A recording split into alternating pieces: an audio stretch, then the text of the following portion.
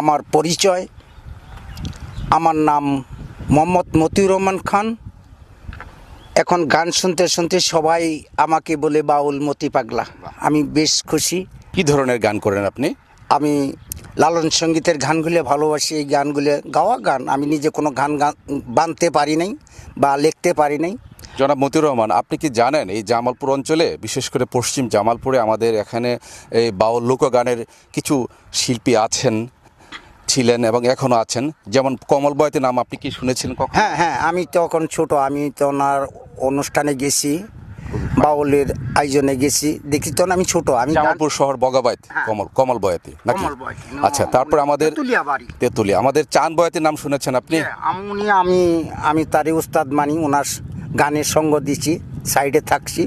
আমাকে বলতো মতি পাগলা তুমি একটা গান গাও, আমি একটা সিগারেট খাই বা বিড়ি খাই, চা খাই। ধন্যবাদ মতি ভাইকে। আজকে আমাদের সাথে গানে গানে তার আরও পরিচয়, তার বিষয়গুলো, তার ভাবনাগুলো, তার প্রেমগুলো গানে গানে